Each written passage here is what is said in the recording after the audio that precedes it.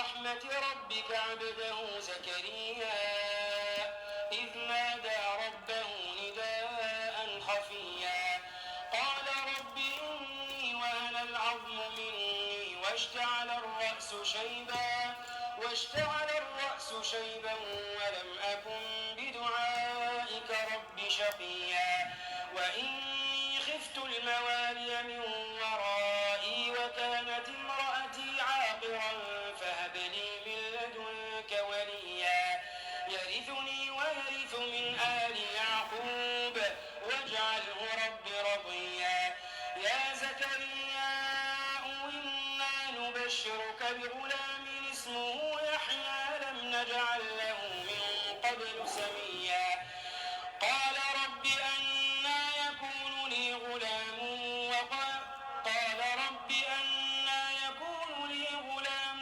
وكانت امرأتي عاقرا وقد بلغت من الكبر عتيا قال كذلك قال ربك هو علي هين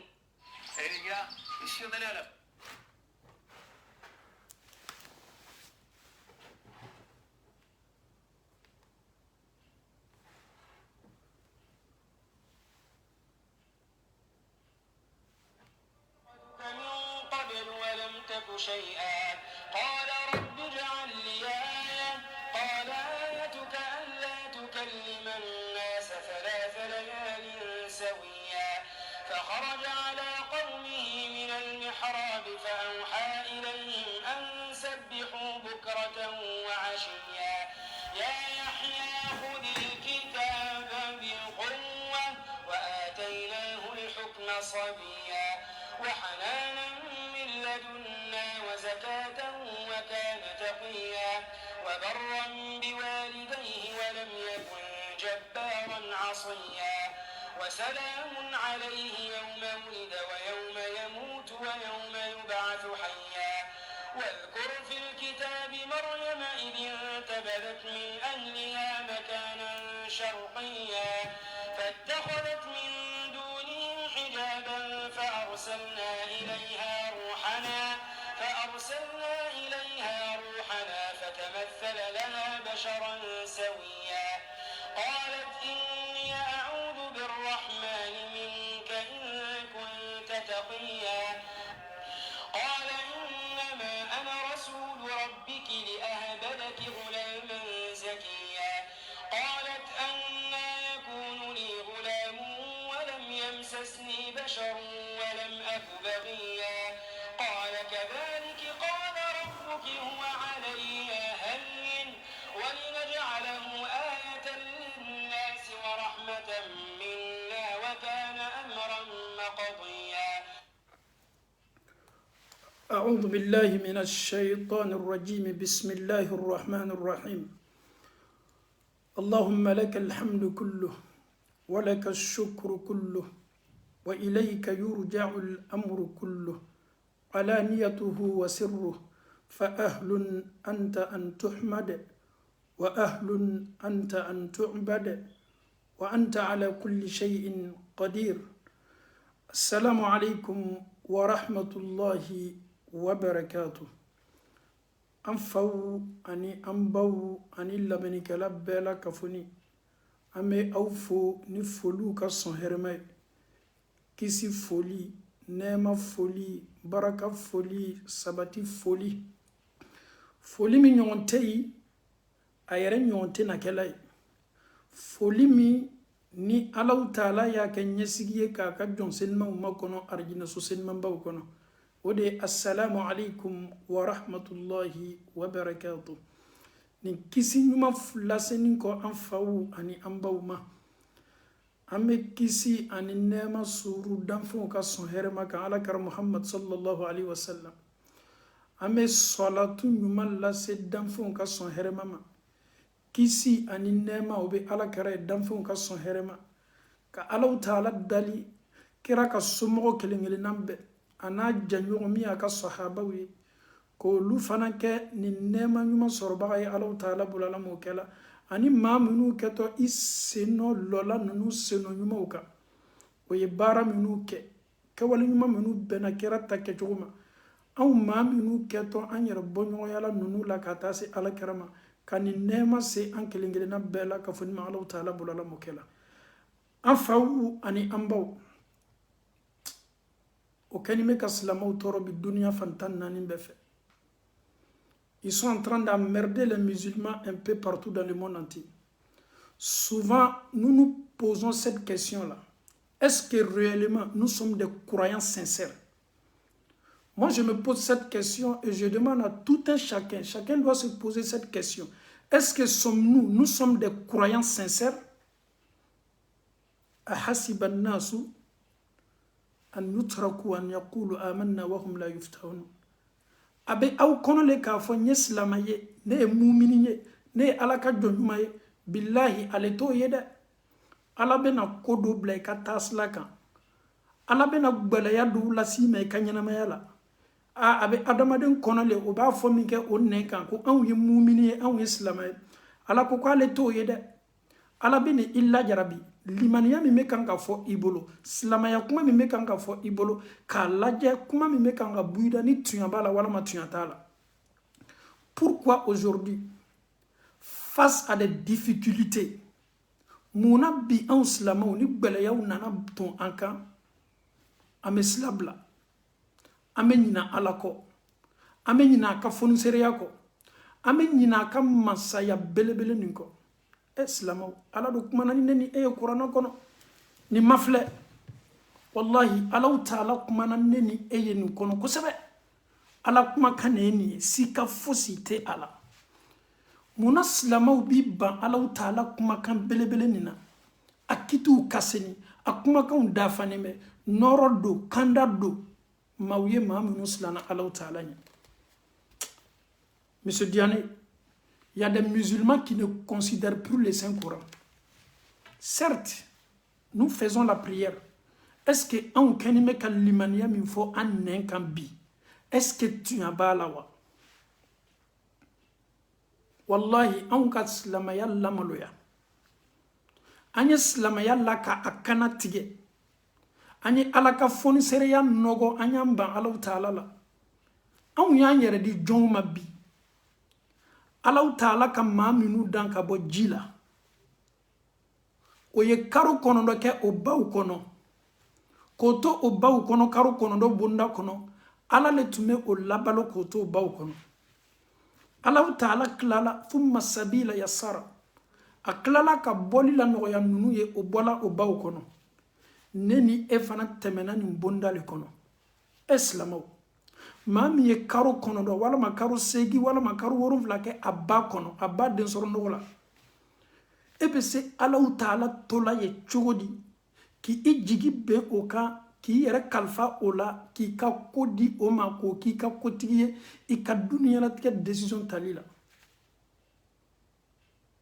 Silamaw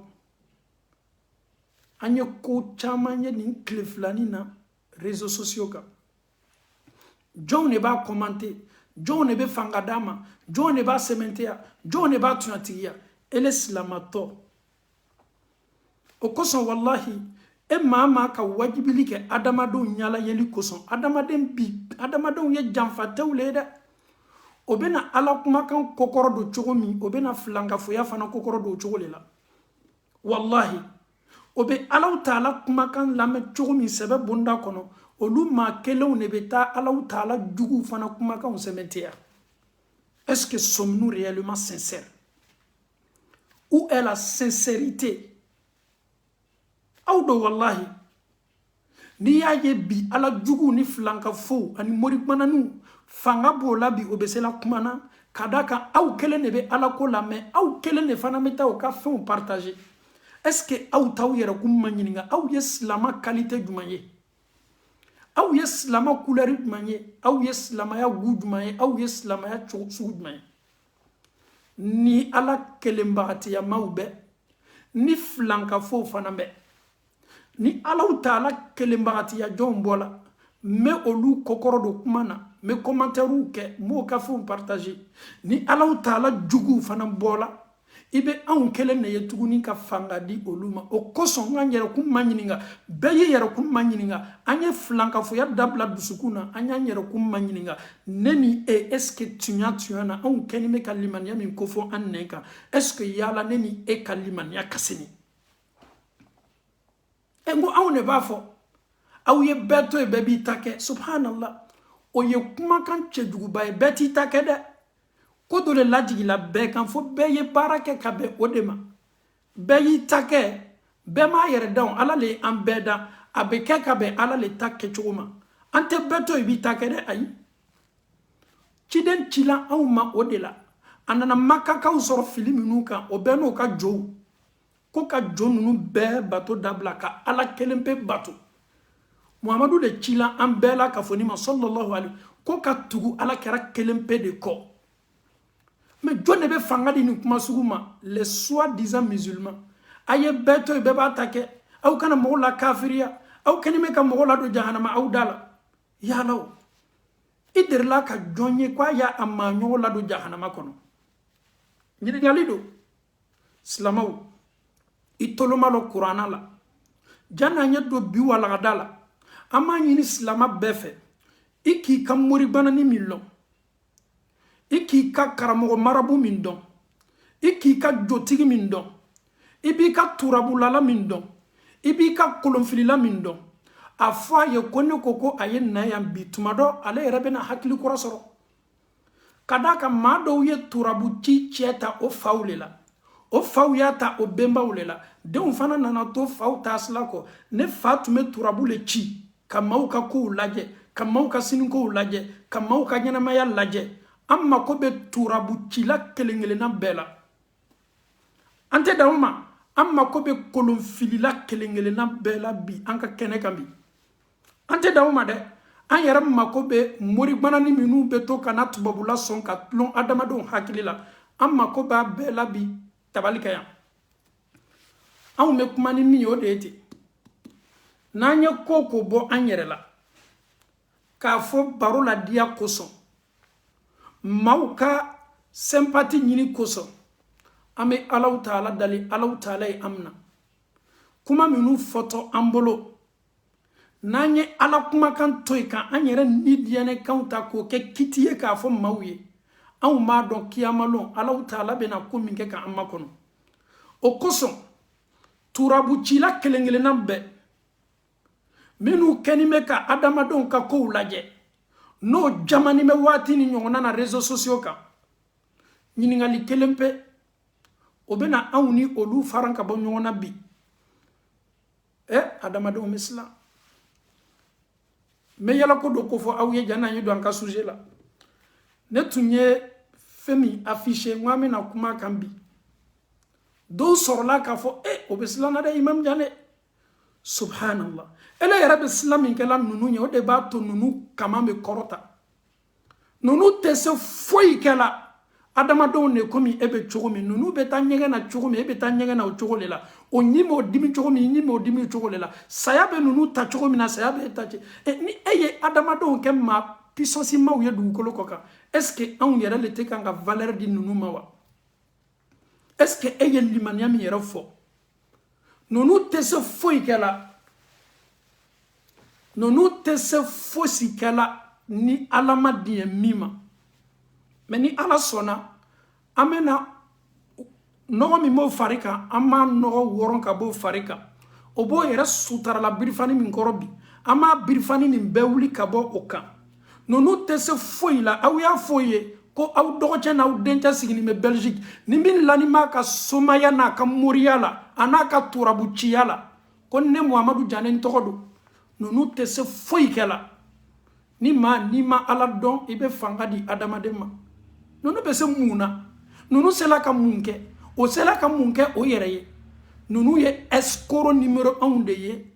ninnu ye escrocs de ye tarafirikanw don kamerebaw don ninnu tɛ se foyi la fo ka kulon kɛ adamaden hakili la o kosɔn anw bɛ fɛ ka hakiliw lakunu an bɛ fɛ ka dusukun bila kanda sira kan dusukun y'a dɔn k'a fɔ ja anw ye maa minnu kɛ maa masilaninw ye maa minnu ye anw ka nafolo bɔ an kun kabini waati ja anw tun bɛ taa an jigi sɛmɛ maa minnu kan anw tun bɛ taa maa minnu kɔ o b'an ka siniko fɔ an ye ja ninnu tɛ foyi la kameribaya kɔ jɔnkɛ t'o fɔli ɲɛnɛ o le ye Alahu Taala kumakan ye o kosɔn an faw ni an baw an b'a ɲini aw fɛ dusukun min ni Ala y'a di aw ma aw ye dusukun nin seniya danfɛn dafanin tɛ dɛ mɛ tawhidu aw kana to tasi ye se a ma Ala kelenya min bɛ dusukun na aw kana to nɔgɔ ye se a ma aw yɛrɛ kana to nin ye bɔ aw bolo an bɛ Alahu Taala dali ka a faamuyali ko nɔgɔya an bɛɛ Ala m'o kɛla an bɛ na don kuranna kɔnɔ ka kuma kuranna kan fɔlɔ Ala ye min fɔ alikuranna kɔnɔ ja n'an ye don an ka sujet la أعوذ بالله من الشيطان الرجيم بسم الله الرحمن الرحيم ألف لام ميم ذلك الكتاب لا ريب فيه هدى للمتقين الذين يؤمنون بالغيب ويقيمون الصلاة ومما رزقناهم ينفقون سلامو ala kumana ka kurana min bɛ an bolo ni Alahu Taala ko nin kurana la rayba fihi i kana si ka kurana la dɛ si ka t'a la Ala yɛrɛ bɛ fɛ ka kumana ka jɔnw ye i dusukun dayɛlɛ Alahu Taala ko la rayba fihi kurana min bɛ aw bolo nin cɔ min ye Ala kumakan ye cɔ kumakɛtɔ min ka nin cɔ Alahu Taala ko si ka foyi t'a la jɔn kana Ala kumakan mina ni sika ye jɔn ka limaniya kana kɛ ni sika ye sika b'u yɛrɛ la Ala ko la ye limaniya Ala ma ka Ala ka kelenya sabati i fɔta ni kɛtaw la Ala kelen pe le bɛ se Ala kelen de ka danni kɛ Alahu Taala ko la rayba fihi Ala bana ko di hudan lil muttaqin kurana kɛla nɔrɔ ye kurana kɛla kanda ye a bɛ jɔnw de kanda lil muttaqin maa minnu silanna Ala ɲɛ olu le bɛ kuranna nafa bɔ olu le bɛ yɛrɛ nafa kuranna la kuranna bɛ olu le kanda k'o ladon arijinɛ kɔnɔ jɔnw lil muttaqin takuwa don Ala ɲɛsiranya don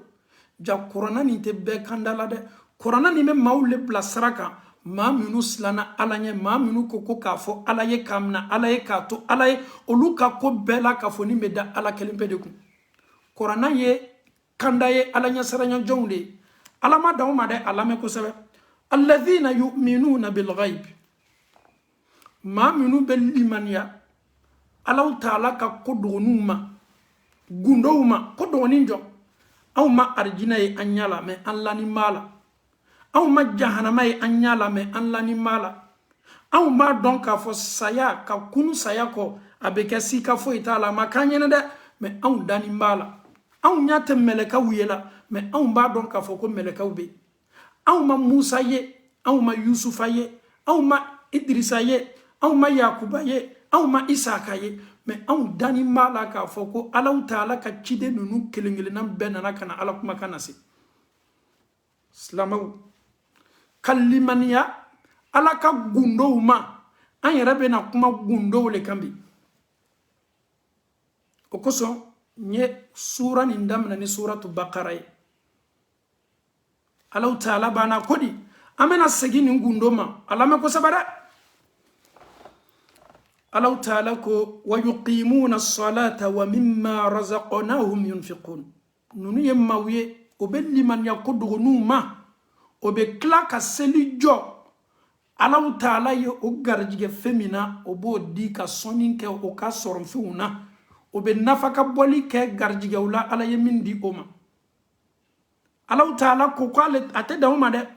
nunu ye maa jɔnw ye walladhina yu'minuna bima unzila ilayka wama unzila min qablika wa bil akhirati hum yuqinun nunu ye maaw ye yu'minuna nunu bɛ limaniya bima fɛn ma unzila ilayka Ala ye Jibirila cini fɛn min ye k'a lajigi kan o limaniyani bɛ kuranna ma wallahi an bɛ limaniya kuranna ma ka d'a kan kiti min fɔtɔ an bolo bi an kɛtɔ bɔla alu kuranna le kɔnɔ o kosɔn Ala ko maa minnu don yu'minuna bima unzila ilayka ja i tɛ se Ala ko lɔlanya si ma f'i ye limaniya fɛn ma fɛn min jigila Ala kɛra kan sallallahu alaihi wasallam ani fɛn min jigila cidenw kan ciden minnu kɔni e ɲɛ wa bil akhirati hum yuqinun laharalon o dengeneya sabatini moda ka don ka fo ko tigi tigi tiɲa do sika t'a la dengeneya dɔni nunu b'a dɔn k'a fɔ ko lahara ko o limaniyani mama a fana bɔtɔ sika foyi t'a la o dengeneya b'o la o lani m'o la o certitude b'o bolo nunu b'a dɔn k'a fɔ ko Alahu Taala bɛna adamadenw kɔntɛ bɔ sika t'a la lahara ko sika foyi t'a la Alahu Taala ko ulaika ala hudan min rabbihim maa minnu kofɔla ala bolo ni n'o bɛ limaniya ko dɔgɔninw ma o bɛ limaniya fɛn min jigila Muhamadu kan ani fɛn min jigila cidenw kan minnu kɔnna ɲɛ ninnu fana limaniyani bɛ lahara dɔ ma ala ko olu maa minnu kofɔni m'ale Alahu Taala bolo nin cɔ ala hudan min rabbihim ninnu de bɛ kanda sila kan o ti Alahu Taala ka kanda sila ninnu de bɛ sila ɲuman kan wa ulaika humul muflihun ninnu maa minnu kofɔla nin cɔ ninnu de ye maa kisiniw ye ninnu de ye niyɔrɔsɔrɔlaw ye ninnu de ye maaw ye maa minnu bɛ don arijinɛ kɔnɔ ka d'a kan maa kisiniw don an faw ni an baw Alahu Taala ye ka limaniya ko dɔgɔnin ma ala y'o ko fɔ an ye sisan ko maa minnu don olu limaniyani bɛ Alahu Taala ka ko dɔgɔninw ma olu limaniyani bɛ ko dɔw bɛ o ɲɛw m'a ye dɛ mɛ a dɛngɛnɛya b'o la a limaniya b'o la nin ye ne ka maɲiningali ye an bɛna don an ka walagada la ka d'a kan nin si tun ma daminɛ fɔlɔ mɛ an bɛna don walagada yɛrɛ yɛrɛ la an faw ni an baw Alahu Taala masaba masasetigi i toloma lo a la kosɛbɛ ala ye fɛn belebele looru kɛ gundo ye nin ye sekere ye a lakile a tɛ danfɛn bolo a tɛ jina bolo a tɛ mɛlɛka bolo a yɛrɛ tɛ anw do bolo an fadamadenw k'a daminɛ an fadama fo ka taa se a mɔgɔ laban a cidenw de wa a nabi ɲumanw de wa nin ye fɛn belebele looru ye danfɛn tɛ se k'i prononcer a kan a lɔnni t'i la i tɛ se k'a lɔnni kɛ i ma surunya lɔnni na ala yɛrɛ tɛ diɲɛ y'a dɔn ala kelen pele k'o dɔn mɛ ni adamadenw sigila bi k'olu bɛ kuma ala yɛrɛ ka sekere kan k'olu bɛ kuma ala ka ko dɔgɔninw kan k'olu bɛ kuma ala yɛrɛ ko k'a kelen ka ko min lɔn k'olu bɛ se kuma n'a kan anw fana bɛna fanga di olu ma nin ko la anw fana bɛ tugu olu kɔ nin ko la yalaw est-ce que olu yɛrɛ ma fisaya ni anw ye parce que ni maa ye ala neni ka ala challenge kɛ o tigi y'a ta kɛ sa anw minnu bɛna ka na fanga di maa minnu kɛni bɛ ka ala challenge kɛ ala ye min fɔ ni ayi ala anw ma sɔn ala e ko maa tɛ se fɛn min lɔnna ala anw fana bɛ se a lɔnna subhanallah kuranɛ bɛ mun fɔ an ye i toloma lɔ kosɛbɛ baro diyala ɲaɲa baro surunyana ɲaɲa baro janyana ɲaɲa kuranɛ bɛ min fɔ ani hadisa bɛ min fɔ anw bɛ baara kɛ o de kan Alahu Taala ko kuranɛ kɔnɔ a'udhu billahi minash shaitanir rajim bismillahir rahmanir rahim Alahu Taala ko wa indahu mafatihul ghaibi la ya'lamuha illa hu nin ko dɔgɔninw a dayɛlɛ fɛn a lakile ko bɛ ala de bolo la ya'lamuha illa huwa fɛn fosi tɛ se nin dɔnna fo Alahu Taala kelen pe la hawla wala quwwata illa billah n'an ka kamerebaw ye bi réseaux sociaux kan n'o ye bikita ko jomansi ko bɛ adamadenw garijɛgɛ ko fɔ la ko bɛ adamadenw ka sini ko fɔ la a bɛɛ ye kamereba ni aw sala aw kɛni bɛ ka manamanakan minnu bɔ aw da ko Alahu Taala ka nabi ɲuman Idrisa le ye nin baara daminɛ ko Alahu Taala ka nabi ɲuman Idrisa ye nin baara daminɛ e ni Alahu Taala cɛ Alahu Taala ka cidenw bɛ se filankafoya jumɛn daminɛ na ciden bɛɛ cila ni mission kelen de ye ciden bɛɛ cila ni tawhidu de ye ka na ala kelenya dugukolo kɔ kan ka maaw bali fɛn wɛrɛ bato ma maaw y'i ɲɛsin ala kelen pe bato ma aw ye wuyala ala ka nabi ɲuman la aw ye wuyala Idrisa la Idrisa ka fɛn minnu daminɛ lɔnni minnu dila Alahu Taala bolo Idrisa ma Idrisa ma ka lɔnni don ala sɔsɔ bonda kɔnɔ dɛ Idrisa ma ka lɔnni don filankafoya bonda kɔnɔ dɛ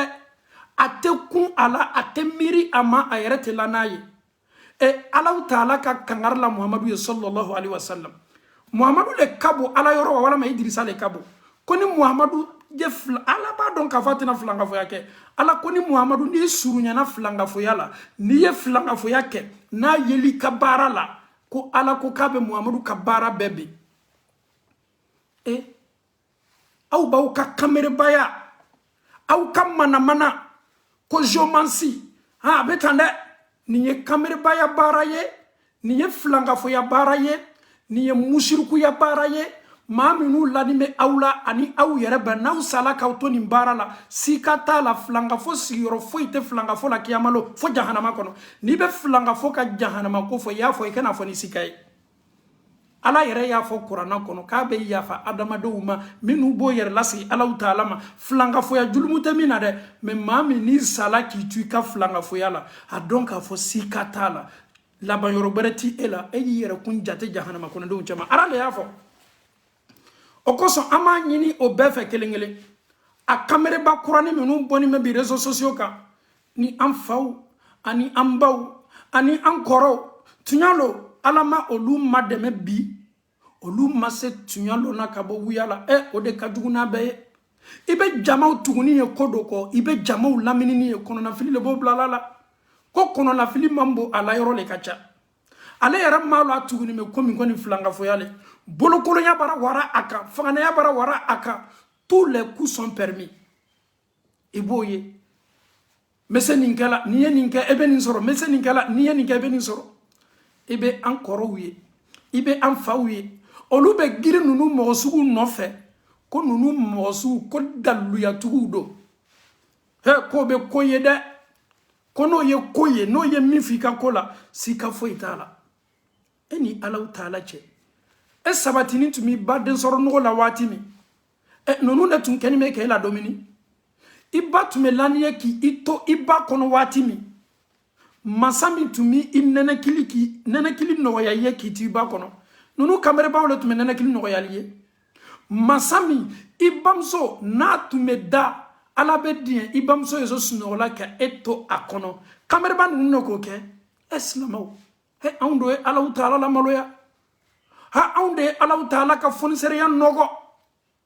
slamaw kabini ibi isabatini mi bakono ebe fonyo dami sama iketo si hakemi sorola sanda mi soroti bolo gardiga mi soroti bolo Allah taala ya bela ka fonisebe Allah il a tout décidé, tout a été décidé par Allah subhanahu wa ta'ala masani ndeseni tede masani do kumana na Qur'an kono afala yatadabbaruna alquran aslamaw ni sigila bi ka farafina imagine la fle réseaux sociaux ka farafina makarbe duila amaw be bole wati be en fait min makabani mena beye jamaw fana mena tununu ko ka fo nunu nyene alala aw be min kanitu yambala jama nunu le makarbe awna okoso amanyini abefe garjiga ko be emina emi me sababu nyuma ko ebi tolomalo Allah taala kuma kana Qur'an kono suratul an'am aya biloru ani konondo suratul an'am itolomalo ko sabede Allah taala ko dogoni fen dogoni olomba masay Allah taala le la ya'lamuha illa huwa dan fen foite mi me se ka kuma kan fo Allah taala kelempe subhanallah amada umada wa ya'lamu ma fil barri wal bahr subhanallah wa ma tasqutu min waraqatin illa ya'lamuha wala habatin fi zulumat al ard wala ratbin wala yabisin illa fi kitabin mubin subhanallah Allah femme bereka femme jila femme jikoro femme kenema afonyo aton a micropu anya be minuye anya te minuye feminu be jila feminu be jikoro yiri zuminu be buru mangoro zum yiri de minu be boala kabe a yiri flari minu be fonyo ba na chila fonyo be yiri de minu la be dugukolo koka ni jonka loni te sela ama Allah taala ko ama ko femme be akela flaburu yewa femme be akela yiri denyewa femme be akela fe moniyewa fem fem be akela fen janiwa Allah ta'ala ko ni bela ka foni sabati ni me ale Allah ta'ala ka lawul mahfuz kono la ilaha illa Allah subhanallah Allah kumani amesegi akanko Allah awne ma famwa wala ma akumale fanga kabo ama famuni bunda kono ala ikoko femfe na be jikoro femfe na be gbireka ile ala taala ba bedon yiri bolo munu bebe fonyo munu be tige ile ala kenime kanim bela tanga kenime kanim be korosi ala ika jomile ala taala kunmalo wama qadarullah haqqa qadri nunuma Allah ta'ala ka bonyani Allah ta'ala ka se ani Allah ta'ala ka fonseri Allah si Allah ta'ala ma nunu beti biri Allah ta'ala ka jonde koro julumun taw subhanallah julumun taw muna ko nunu julumun taw be se ka olu makugla ni Allah ta'ala sona amena do alquran kono ko tuni feminu be ni danfente se kumana kan fo Allah ta'ala a kelempe na kan masaya e bi tolomalo ala kosebe bita ko bitanye ni menin ko ibolo ni ki yera soro amma sugudo bolo wala ma sugudo ka bona ha adon ka fo ko ikana masi jaraki ikakanka i yera kunne jaraki kaliman yakun madi ambela ka fon ma Allah ta'ala bolo la mokela Allah ta'ala ko alquran belebele kono e bi tolomalo ala kosebe e be klafana ka a konte kuma minu foto a folo Allah ta'ala ko inna Allah ko tiyan na ko Allah ta'ala eske aklubena indahu ilmu sa'a kiyama dunya be bandomi katalla harakiti wuli damna mo tedugu koloko ka engo an fitinima atume fo an nyene loko ala kera ko sallallahu alaihi wasallam kuna sala kwa shute na sanwa flake galon fola dama do yede kira do sa os sanwa keleni kemenani nun kolete adama de dunya be bandomi sika kunita la juma dondo abeke samina abeke kalomina abeke watimina dam fentet gukolo koka mi mesa fola kwa le ba don ali chidon ta don minu kasuru ala la kateme anka chidon ta lo ne ala yera ko to kwale ala kelempele ba dondo israfilu ale pereni me ka burufie abe ala ka nyamariam makono na naje burufie dam fembe ka karfa be mina ala lond mane o loni me ala taala kelempele bolo subhanallah Allah ta'ala ko inna Allah indahu ilmu sa'a wa yunazzilu al-ghaytha jimi meji auka sanji mi mesulu auka kauka senefon falenaye kauka foro falenaye ka jiddi auma kauka kola fajila jimi meji ni ala kelene ba don jimi meji atoni mi meji a quantité mi meji abeji wati dumane o loni me Allah ta'ala kelembe de bolo subhanallah alama dauma kodi wa ya'lamu ma fil arham Allah ta'ala ko wa ya'lam ale ala belloni ke ma ama fo ko mande akoko ma kadaka ma chama mani qur'ana aya famu qur'ana aya ni ba famu afamu komi ala ya fo chumi Allah ta'ala ko wa ya'lamu ma ala be doni ke feuna femi fil arham muso yoromi medel lamara muso den soro jo bigan adamadew jinaw ona nyongonaw fem na to ye na ke to denye ala koko alele bado do ke to fala ko ay ko dotoro be se ka eko laje ka den laje ni chele wala ma musole ami manyini nga est ce que Allah taala yo de fo ala koko ma fo ko man ama fo sexy ala yerma sexy ko fiyo arabu kana niko ko ma ani man kelente Allah ta'ala ko wa ya'lamu ma o koro yedi cheni musoma senyo ma folo femi mena bo che farila domini min keto chebolo ni ala be farla jiddi ama masa ala mi ye farlaji bila cɛ la masa ala taala ye mi ye farlaji bila muso la muso farlaji o a bɛna bɔ waati min den bɛ sɔrɔ waati min cɛ fana farlaji nin fila bɛna labasan waati min na cɛ ni musoya bonda kɔnɔ kana ta ka man ka sabati muso den sɔrɔ yɔrɔ kabini nin ma kɛ fɔlɔ den min natɔ den kɛtɔ fɔɲɔ min samana den kɛtɔ den min ye den kɛtɔ cɛ le wa a kɛtɔ muso le wa garijɛgɛ min ditɔ a ma den kɛtɔ banabagatɔ le wa den kɛtɔ fiyɛtɔ le wa a kɛtɔ tulogere le wa den kɛtɔ kalankɛla le wa Allahu taala ko k'a bɛ nin bɛɛ dɔn subhanallah et qui focaliser ah non den sexy bi tubabu b'a dɔn silamɛw jimi ni Allahu taala kuima falyanzur al-insanu mimma khuliq ko adamaden ye mafilali kɛ fɛn na ale ala ka adamaden dan ka bɔ fɛn min na khuliqa min ma'in dafiq yakhruju min bayni sulbi wat-tara'ib innahu ala raj'ihi laqadir subhanallah alam nakhluqkum min ma'in mahin faja'alnahu fi qararin makin ila qadarin ma'lum فقدرنا فنعم القادرون سبحان الله ادم دي فلينظر الانسان مما خلق ادم دي الله تعالى كي مفلليك اي حكيلي لا سغي ابتيكا موري من في ابتيكا ترابو تشيلا من في ابتيكا برلا لا من في كو كافاي فلينظر الانسان ادم دي كفا دبلا كوا دبلا flanga fuya dabla kafiriya dabla segi kana iyerama yiyere kumma nyininga kaban fana kana nyininga lilla segi iyerama kaban ka maflali ke adamaden ye maflali ke ka bo fena ala ki dan ka bo femina komi tuma do I hakili te sela ama ala bena I hakili la jigi ala khuliqa ko danin kala adamaden na min ma'in ka bo jile la dafiq ala de y'a to jin ye bɔ nin bɔcogo la subhanallah machine ti fari la dɛ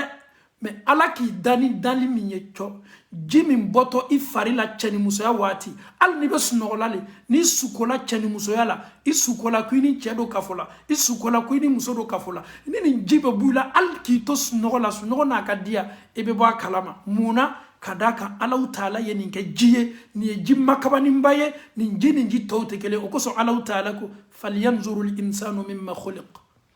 khuliqa min ma'in dafiq yakhruju min bayni sulbi wat-tara'ib Allahu taala ko ji do n'a bɛ bɔ ale bɛ ɲɔgɔn sekuye le ka bɔ ale bɛ ɲɔgɔn ɲɔni le ka bɔ dɔ bɛ bɔ o kɔfɛ dɔ bɛ na dɔ bɛ bɔ o kɔfɛ dɔ bɛ na ale bɛ bɔ a tigɛ ni ne bɛ bɔ munna o bɛ ɲɔgɔn ɲɔni ne ka bɔ ni ji nin bɛɛ tun bɔra ɲɔgɔn fɛ aw ye hakɛ to an falakaw n'an balakaw ni adamaden fari bɛ diya santila waati min ni ala tun ma diɲɛ n'a ka masaya ye ka nin ji kɛ a bɛ ɲɔgɔn ɲɔni ka bɔ imaginons un peu lorsque le plaisir est là lorsque tu commences à ressentir que ça commence à venir subhanallah le corps ressent subhanallah fari be fendo santi ni wati la ko makabani mbalo o benata ala le diena ka jike abe bo ka banka tige ka bo imagine nyengena jibe bo chogo mina nini jitme bo chogo la eleni Allah taala che est-ce que dia no fe fatunte adama demna dia no fe est-ce que jangaro tunte laburi adama den kanwa mais subhanallah ala yeni jike jiye jimi me bo nyoni bonda kono na be bo na yere bana bola adama den farila abe ko komi ye kilometri joli le bori I fari be sinka faga ikan I fari be sinka faga ikan I kolo be sinka sege I yere be sege subhanallah Allah taala ki danka bo joli la no kabini jini mana folo ala ba don jini keto demin keto sabati la muso den soro yoro ala kelempe le benin do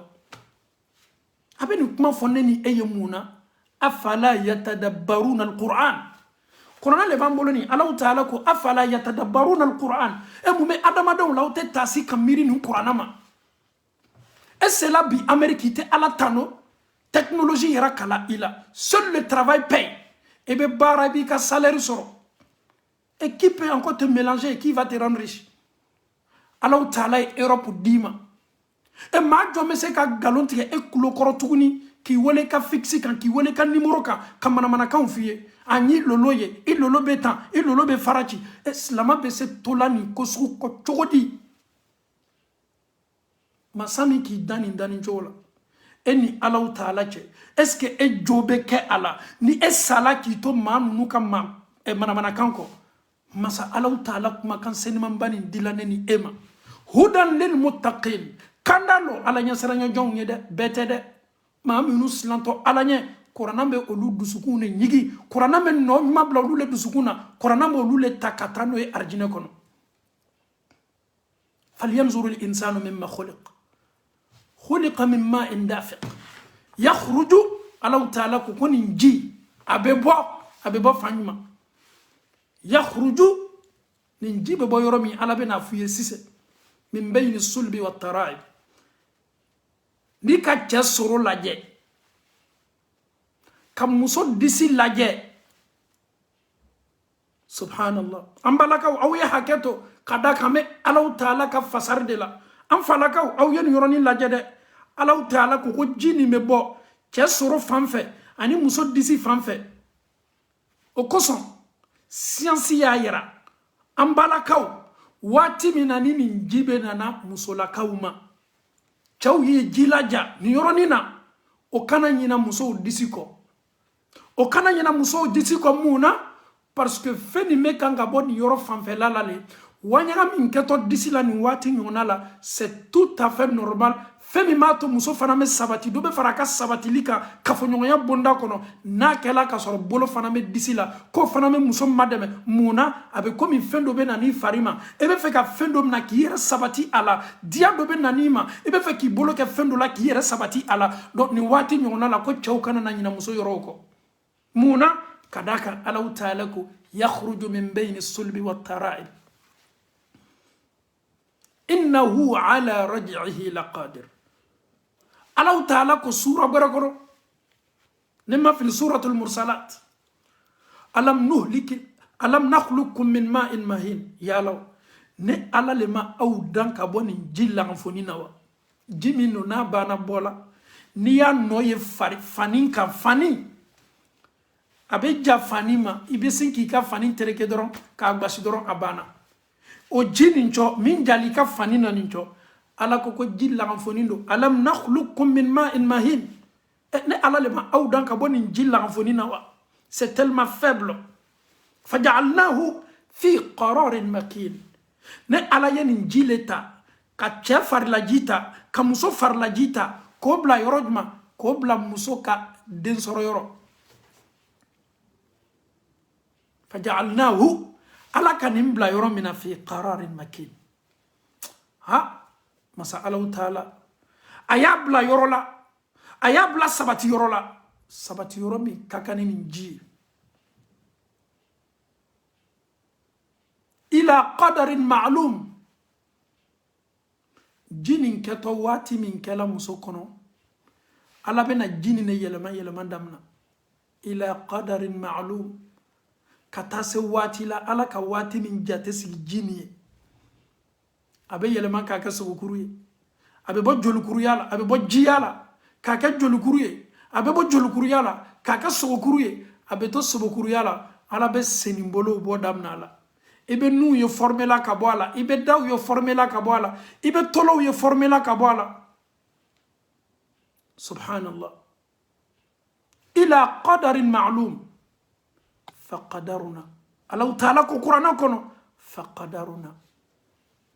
jɔ de bɛ se nin baara latigɛli ko ɲuman na k'a kɛ ka ɲa k'a labɛn ka ɲa a b'a bamuso kɔnɔ nin yɛlɛmani min nana ka bori a kan faqadaruna fa ni'mal qadirun n'aw m'ale ala tanu masaba Alahu Taala b'a ka baara ɲuman kɔsegi a yɛrɛ ma fa ni'mal qadirun waylun yawmaizin lil mukaththibin an faw ni an baw den bɛ sɔrɔ muso bolo waati min jani den yɛrɛ ye na sabati muso den sɔrɔ yɔrɔ ala b'a dɔn déjà den min natɔ den min sɔrɔtɔ kabini den yɛrɛ ma sɔrɔ fɔlɔ ala b'a cɛ n'a musoya dɔn den kɛtɔ den min ye ala b'a dɔn k'a mɛn ko dɔgɔtɔrɔw ka eko kɛ karo 2 walama karo 3 ka den sexe dɔn n ko fɛn de nana la kɔnɔ fɛn min yɛrɛ natɔ lala muso kɔnɔ kabini o ma place ye fɔlɔ ala b'a bɛɛ dɔn danfɛn foyi tɛ se kuma n'o ka fɔ Alahu Taala o secret ye Alahu Taala kelen pe ta de ye an faw ni an baw n'an bɔra ye an bɛ taa se secret belebele dɔ ma tuguni kalimaniya ko ɲuman di an bɛɛ ma Alahu Taala bolo ala m'o kɛla Alahu Taala bana ko di wa ma tadri nafsun madha taksibu gada o yɛrɛ le an ka sujet ye ni foyi karamɔgɔ tɛ dugukolo kɔ kan soman tɛ dugukolo kɔ kan jotigi tɛ dugukolo kɔ kan turabucila tɛ dugukolo kɔ kan filalikɛla tɛ dugukolo kɔ kan min bɛ se ka adamaden ka sini ko fɔ adamaden bɛ min sɔrɔ sini min bɛ d'i ma sini garijɛgɛ min ɲɛ danfɛn tɛ dugukolo kɔ kan min bɛ se o fɔ la e ni Alahu Taala cɛ ala ye nin kumakan fɔ ni e ka soman ko k'a bɛ se i kɛla nafolotigi ye ni e ka mori ko e ka sini ko ale bɛ se a ladinɛna k'a d'i ma ni e ka soman k'i ma i ka turabucila k'i ma ko ale bɛ se k'i ka sini ko lajɛ turabucila le kumakan ye tiɲɛ ye wa walama ala le kumakan ye tiɲɛ ye ni turabucila kumakan kɛla tiɲɛ ye o kɔrɔ le ko e y'a yira k'a fɔ ko ala kumakan ye nkalon ye est-ce que une personne ce que Allah subhanahu wa ta'ala a préparé pour toi, ton avenir, qui peut se déterminer sur ça? Et qui peut t'expliquer ça? Est-ce qu'il a été maloya? Et quand mourir la table, nous que si hier mangine, quand maloya hier ma, ibra alala maloya, wallahi ibra alala maloya.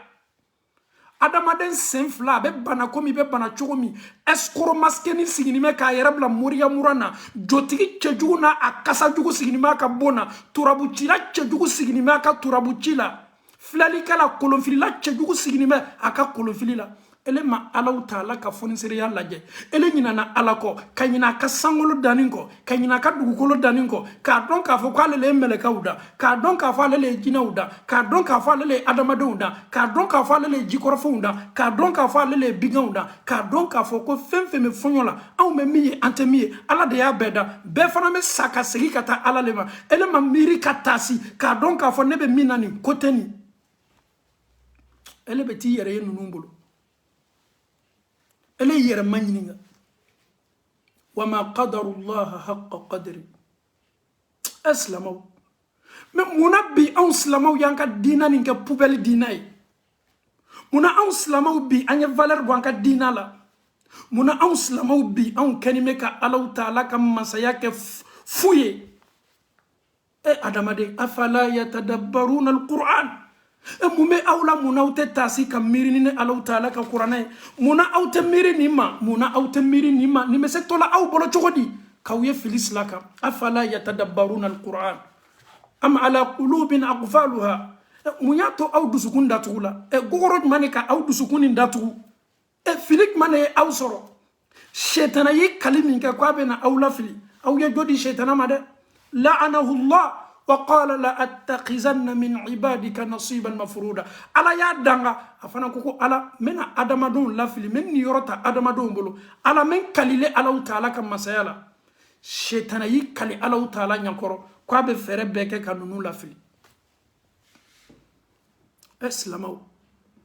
جودي لا شيطان ما ده جودي لا شيطان ما ده ibe jonye bi nunu mana mogo ka fen commenter la slamadon turabucila minnu bɛ réseaux sociaux kan i bɛ jɔn ye bi fanga di la o kuma kama silamɛdenw asilama aw sunnamɔgɔ kɛni bɛ ka fɛn bɛɛ haramuya nin tɛ haramu ye sa nin ye kolonw de ye subhanallah silamaw ala k'i ma kuranna kɔnɔ ala mɛ dɛ wa ma tadiri nafsun madha taksibu gada wa ma tadiri ala ko k'a tɛ se c'est impossible anglais ko is impossible français ko c'est impossible an ko bamanankan na a tɛ se kɛla ɲɛsi ma a yɛrɛ tɛ se danfɛn tɛ se kuma na e ka sini sɔrɔ fɛnw kan ala de ko ten silamɛw nin kumakan bɛ to anw bolo cogo di anw bɛ ban ka fanga di fɛn ma fɛn minnu tɛ ko bɛnta ye wa ma tadiri nafsum madha taksibu gada ni nana fɛ a bɛ sin k'a ka koloniw fili a ɲamɛ ni lele ka ko la i lolo ka kɛnɛ kosɛbɛ n'i ye nin saraka bɔ n'i ye nin kɛ tan n'i ye nin kɛ tan hɛrɛ belebele dɔ b'i ma kɔnɔna n'o banna fɔla e ye dɔrɔn a bɛ sin k'i hakili tiɲɛ n'ale tun bɛ se ka e ka hɛrɛ ko fɔ munna ale m'a damina a yɛrɛ ma fɔlɔ ninnu ka ko kelen pe de bɛ yen i b'a dɔn k'a fɔ k'o tɛ foyi kan fo sɛtana baara ni nkalon alamɛya ni maa ko k'a bɛ se k'i kɛ nafolotigi ye i toloma lɔ a la kosɛbɛ surtout kamaledenw bi anw de pereseni mɛ bi anw de bɛ fɛ ka kɛ nafolotigi ye fanga la i b'i toloma lɔ nin ladilikan na maa ɲini fɛ n balimacɛ i bɛ taa maa min sɛgɛrɛ i bɛ taa maa min ka so kɔnɔ k'a y'i makoɲa dilan k'a y'i kɛ nafolotigi ye ko garijɛgɛ gbɛlɛya b'i kan a ye ko dɔ kɛ min b'a to i garijɛgɛ bɛ fiyɛ ci ele taala fɛ ele k'a y'i garijɛgɛ dayɛlɛ ɲininkali kelen pe baara min kɛtɔ a bolo e ye a kɛtɔ nafolo le minɛn'i la wa walama a tɛ nafolo minɛ i la n'a sɔrɔ ale bɛ se o baara kɛ la jɔn bɛ se ko dɔ lɔn na i bɛ ban k'a k'i yɛrɛ i b'a kɛ maa wɛrɛw ye ele ka nafolo min minɛtɔ i bolo cɔ a kɛtɔ i ka nafolo min bɔli kun cɔ wallahi ale tɛ se balo sɔrɔ la n'o o nafolo tɛ il n'a rien il n'a absolument rien il est en train de te blaguer avec sa bouche je peux faire ton travail on a besoin d'un mouton on a besoin d'un chameau on a besoin d'un bœuf le bœuf coûte à 300 000 CFA bara min kɛ ton bolo bara fana 200 000 bara nin bɛɛ bɛ t'i jɔ à peu près 500 000 CFA waa kɛmɛ ɲɔgɔnna la ele b'o ta k'o di adamaden ma k'a y'i ka baara kɛ i ye i ka to a dila ma le mais yaalaw ele t'i yɛrɛ ma ɲininka si réellement ni nin tun bɛ se ka maa kɛ nafolotigi ye munna mako bɛ ne ta la munna a mako bɛ ne ta la ni kolonna de n'ale le tun bɛ maaw garijɛgɛ dayɛlɛ mais munna t'a daminɛ a yɛrɛ ma fɔlɔ fo ne tani ni min kun cɔ n ye min sɔrɔ sɛgɛ ni tɔrɔkɔ la ko ne y'o le fana ta k'a d'ale ma a y'a yɛrɛ o yɔrɔ la k'a fɔ ko i hakili ka dɔgɔ a y'a yɛrɛ la k'a fɔ ko fosi t'i kun na fo ji a y'a yɛrɛ la k'a fɔ ko kuma k'i ka danni na i m'a nafolo di i ba ma i m'a di i fa ma i m'a di i baden ma i m'a di yatima ma i m'a di dɛsɛbagatɔ ma i m'a di feretani ma i k'a ta k'a di kamereba ni ne ma k'a bɛ e kɛ nafolotigi ye k'a sɔrɔ ale yɛrɛ mako bɛ e fana t'a la an balakaw ninnu de ye aw nɛgɛ aw y'aw yɛrɛ lajɛ aw y'a saraka kuntan minnu bɔ nin aw ka problème tala yɔrɔ jumɛn hali sini problème kelen ne bɛ ninnu ye tolon kɛ aw hakili la o sigila aw hakili ni tunya ɲɛfɛ o y'o yɛrɛ kɛ ala ye dugukolo kɔ ka aw ka ɲɛnamaya la aw fana dala o la a caman ka numéro bɛ aw kun aw b'aw yɛrɛ dɔn cogo cogo ala bɛ aw dɔn ni aw ye ni aw sala ka ninnu ka numéro to aw ka telefɔni na aw m'o ka numéro bɔ aw ka telefɔni na aw m'o ka numéro bloqué aw bɛ o wele ko aw m'o bɔ aw ka programme na aw y'aw jilaja aw kana sa dɛ ni aw sala k'aw ka moribananinw ka numéro to aw ka telefɔni na an balakaw i sujugu bɛ taa lahara i sujugu bɛ taa alaw taala ma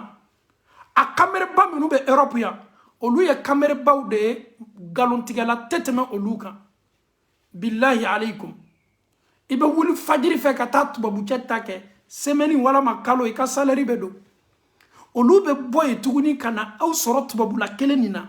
i bɛ tubabujɛ ta min kɛ la hali i tɛ seli ka alabato yɛrɛ kɛla kɛcogo ɲuman na o bɛ tila tuguni ka aw namara ka aw escroquer k'o fana bɔ aw kun silamɛw anw bɛ se kununa waati jumɛn i m'a kɛ ka lu jɔ i m'a di baden ma i m'a don feretani na ele b'i ka kalo sɛgɛ wari nin ta k'a di adamaden nun kɔrɔsima ma wuya fɔla nin tɛ se k'e kɛ foyi ye ale mana foyi la cɔ aw sigini bɛ tubabula baara min ma tubabula baara n'a ka gbɛlɛya maa de bɛ se sigila ka so kɔnɔ ka aw nɛgɛ k'aw ka wari bɔ aw kun k'a bɛ se ka aw kɛ fɛn ye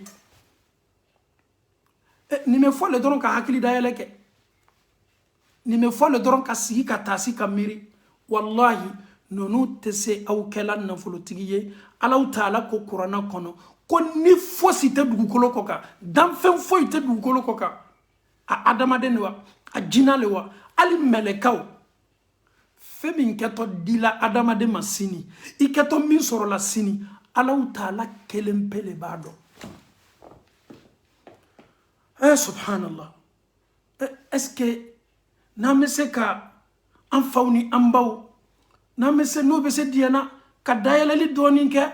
pour que ka kuranna aya ni ta k'a bila an bɛ sɛmɛ n'an bɛ kunkolo la silamɛw anw do ye Ala la maloya sa anw do ye Allahu Taala la maloya Ala kɛra sɛgɛla anw ye dɛ ka sɛgɛ ka diina nin di anw ma seniya dili la a dafani ani min kɛli ka kan ani min kɛli ma kan an ka kan ka mabɔ min na an ka kan ka min ye k'a to yen an kana gbɛrɛ min na nin bɛɛ la kafoni ɲɛfɔla an ye mo bɛɛ n'a ta nunu bɛ kiliyanw sɔrɔla sanga ni waati bɛɛ n'i sigila waati dɔw la ka an baramɔgɔw ma filɛ Afiriki o makaru bɛ du i la o bɛ bori nunu kɔ ni farafin banna jama yela koko la ni farafin banna yela k'a fɔ jama lakafola koko la non ale kɔni t'o tunya n'a wuyaya ɲinina a fana bɛ sin ka don a la mun na ko jamaw bɛ girinna fɛn min kɔni ni nafa tɛ nin na jamaw tɛ girin a kɔ ni ne kɛnimɛ bi ka adamadenw hakiliw bɔ o yɛrɛ ma e m'a dɔn bi ko sɛtana baara le jama ka ca nin bɛɛ ye e m'a dɔn bi ko concert kɛyɔrɔ dɔnkilidalaw olu de bɛ saliw fa bi tulonkɛyɔrɔ ala sɔyɔrɔ o jama le ɲɔgɔn tɛ yen olu le jama ka ca o bɛ se bara la e la cogo di ni soma jamaw bɔla ka tugu soma kɔ ni jamaw bɔla ka tugu moribananinw kɔ ni jamaw bɔla ka tugu o ka tubabula marabuw kɔ bi alhamdulillah ko kɛla ɲaɲa fo ka ala tanu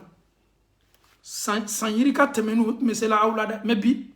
o y'a ye k'a fɔ garijɛgɛw bɛ dɔgɔyala parce que olu yɛrɛ tɛ se foyi kɛla na aw ka nafolo tɛ o bɛ bɔ le bi sisan ka taa lɔ taramundaw ni métro dingaw la k'o ka karitiw la fara aw la maa min bɛ se ka wari sɔrɔ a yɛrɛ ye o sela kiliyan ɲini ma kameribalen ninnu ye c'est des anarchères wuyafɔlaw lo a min bɛ tubabula a bɛɛ ye wuyafɔla i kana taa i makoɲa fɔ a foyi ye sɛgɛrɛ kelen bɛ yen n'a tɛmɛn'o kan i kana maa si sɛgɛrɛ ni haminako b'i la i jɔrɔnin bɛ i bɛ se maa welela ko a ye duwawu k'i ye a ye duwawu k'i ye haminako la a ye duwawu k'i ye jɔrɔnako la a ye duwawu k'i ye ni duwawu banna n'a bɛna don baara bonda kɔnɔ n'i sɔnna baara ma an bɛna s'a ma sisan duwawu dɔrɔn bɛ ɲini a fɛ i mako tɛ foyi la ka duwawu kɔ i kana tɛmɛ o kan dɛ n'i banna tɛmɛna o bonda kɔnɔ a bɛ tolon kɛ i hakili la n bɛ n'i ka koɲa lajɛ n'i ye saraka min y'a la n bɛ n'o saraka f'i ye nkalonfin wuyafin tunya foyi t'a la ale bi e ka ko lajɛ saraka min kɛtɔ yɛla e ka ko la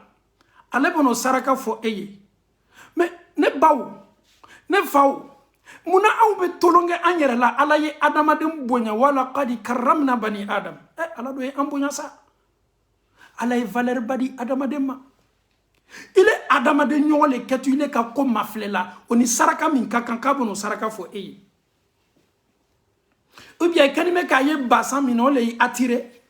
ni basan dɔ le bɛɛ bɛ basan dɔ la o hali ni maa minnu tɛ karamɔgɔ ye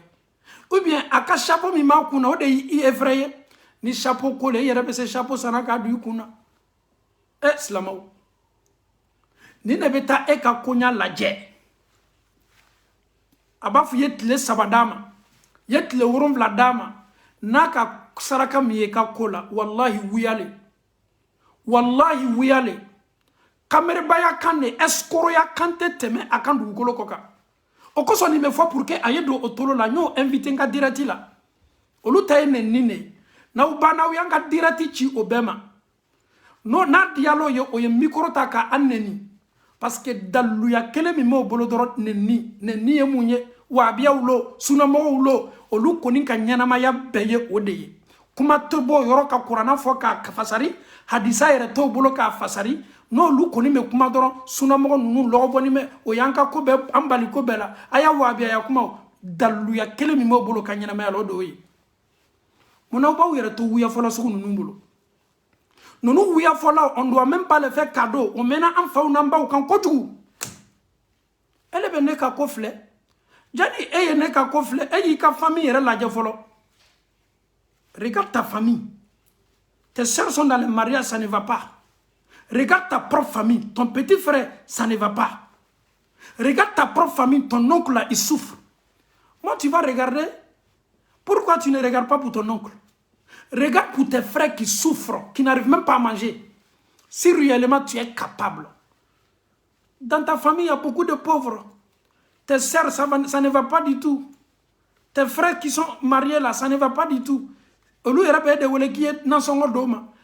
Jani eye ne ka kofle, mone et olu ka kofle. Olu ka saraka e miye ka foye pour que olu gardie farachi. C'est des trompeurs. Mama ba finyene kabini ka kom mafle ki ka ko saraka fiye flanka fodo mushriku do na ma baradabla ali ma do bebi obo yerebla la sunna ya murana kan fa mo yene sunna barateni de sunna barateni au kana na sunna mo to che sunna mo ko de ko kira ye min fo sallallahu alaihi wasallam au meto kira ka enseignement ko kira ma shika ko laje ka saraka foi Abubakar Seriki ma shika ko laje ka saraka foi Umar ma shika ko laje ka saraka foi ini saraka ni ne boli kaka ni ka ko laje nyeni ne yala galon fin ça n'existe même pas, ça n'existe pas. Raison pour laquelle on met l'accent sur ça. Nos parents qui sont ici en Europe, nous qui sommes en Belgique ici, s'il y a ces gens de personnes ici avec nous en Belgique, aya donc a foko wuya fola do au kana se oma na me Faransi era fanimo lulela ni me Faransi vous devez le boycotter aya yero la ka fo wuya fola do nonu makote fo ila fo au kana folo au kana bien ala taala ka foni seriya no au nyena dugukolo koka aya yera ala ka fo ko ala te se mansay ko adama do ne se mansay ele sigi oka o ye dia eye wallahi ti complice.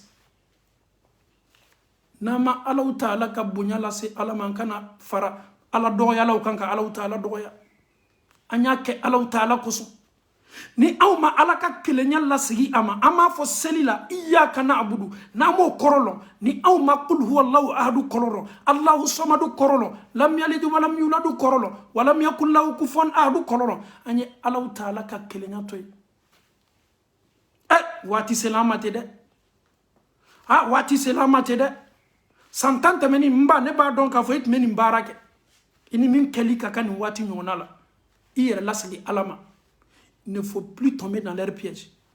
ni sen talona yala alakum yedo ki yere ni sukola suko jugula ye lofla selika alamatara ayitanga toro ya bema mais wallahi ni ki yere to numbolo obiko kaban fana ki bla tele la ki jaw koroyedi ikan nafulo ti kelentaye imen nafulo ni ta ki ba baraka nyini imi fa baraka nyini imi ka alma min baraka nyini imi ka ima fana baraka nyini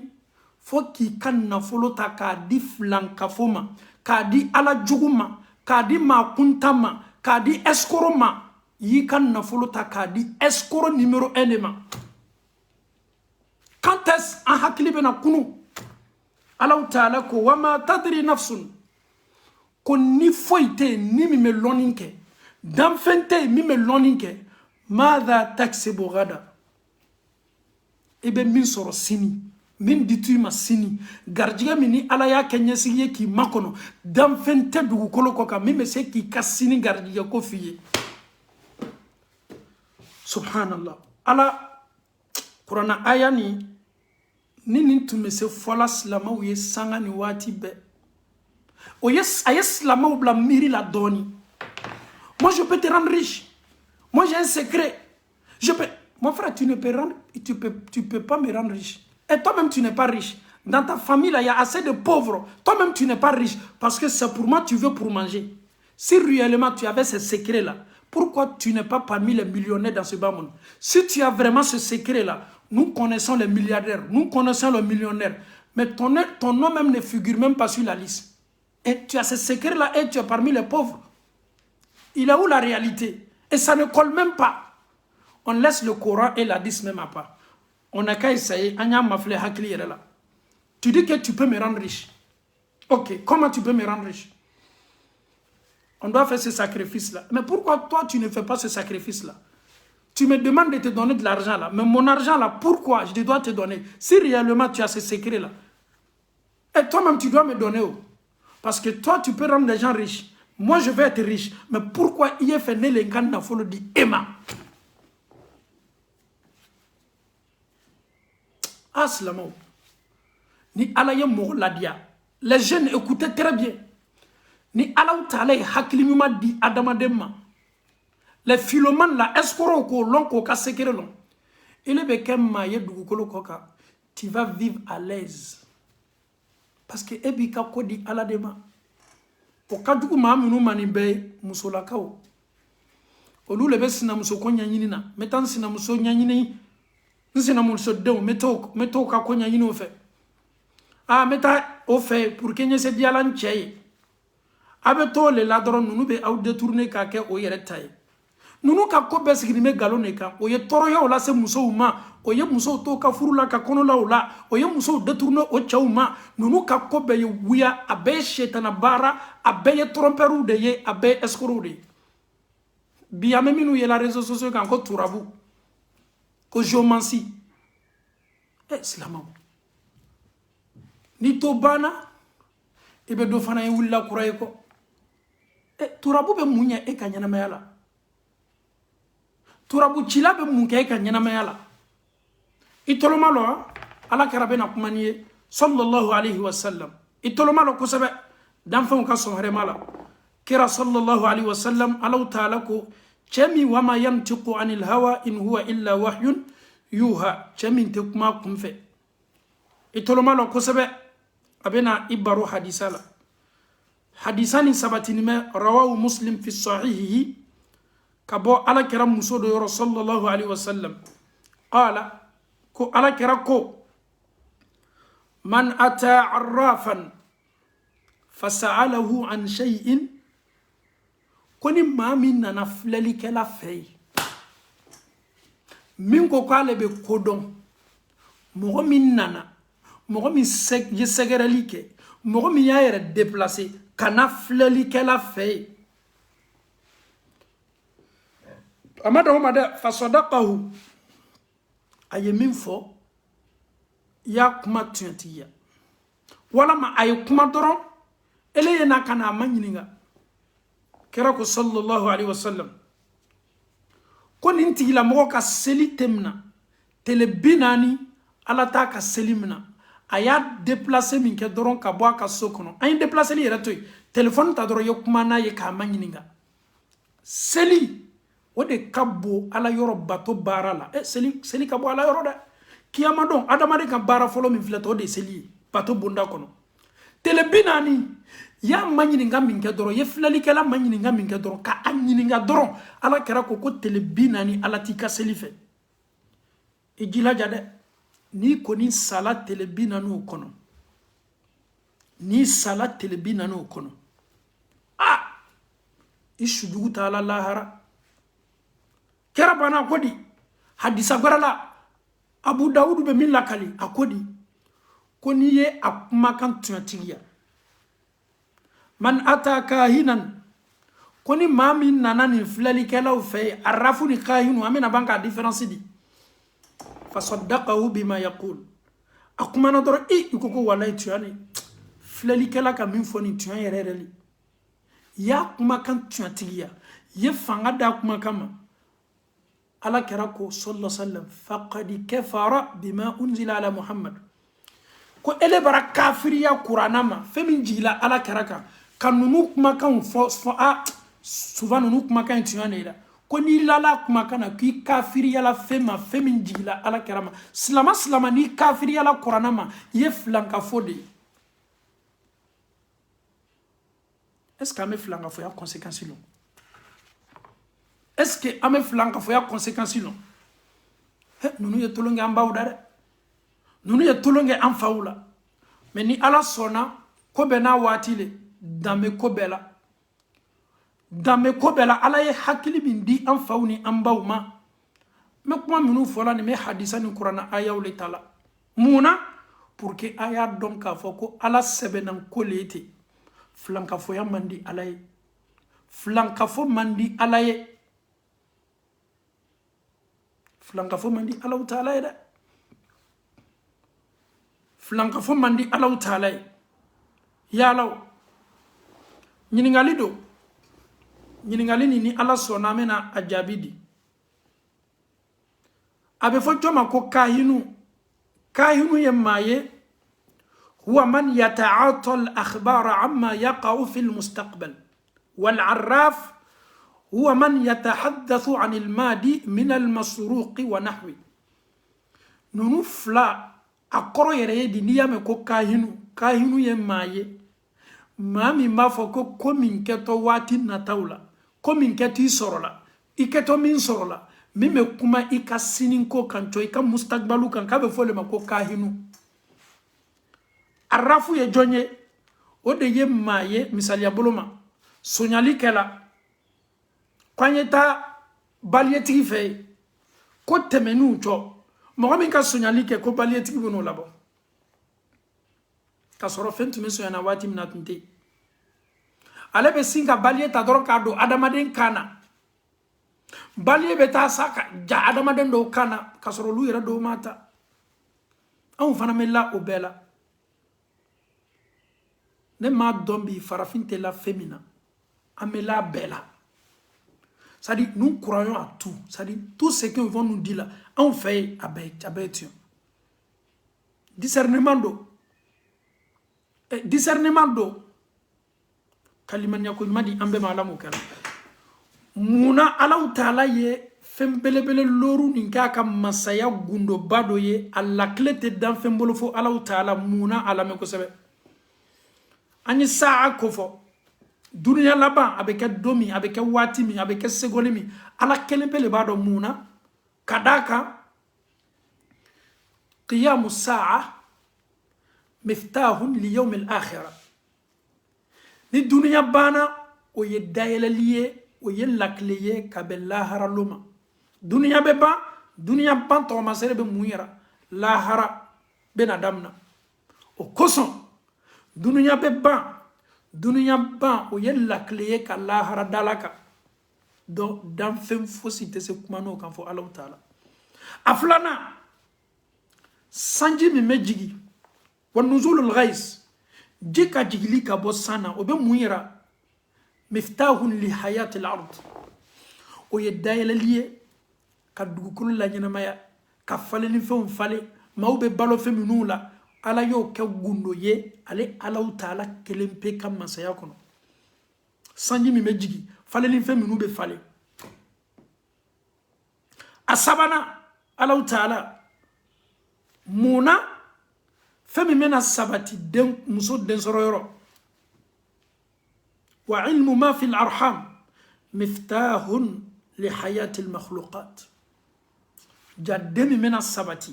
fɛn min bɛ sabati adamaden kɔnɔ o fana ye lakile ye o ye porti ye o ye dayɛlɛli fɛn ye adamaden ka ɲɛnamaya la subhanallah ala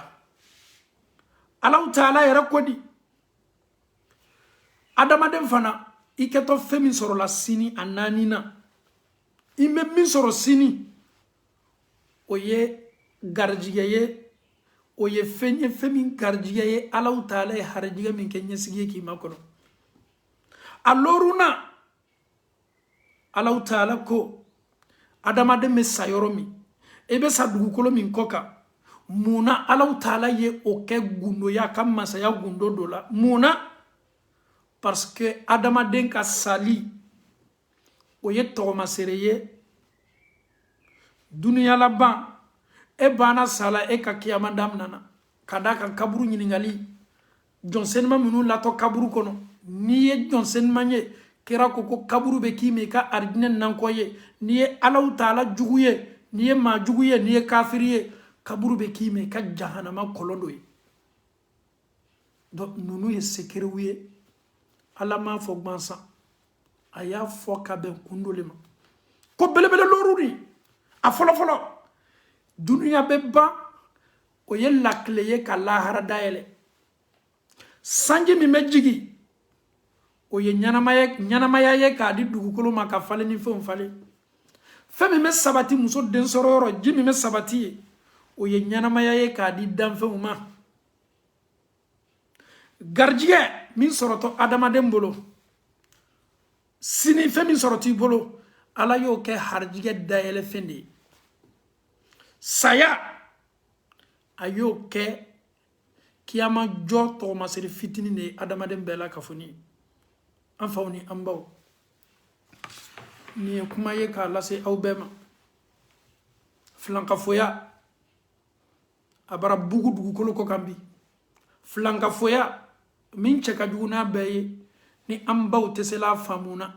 i b'o kumakan mɛn mɛ ninnu fana ye alimami de ye o mɛ ninnu fana ye karamɔgɔ de ye o kuma sugu nin ka jugu an baw ma kira ye kangari d'an ye hadisa kɔnɔna na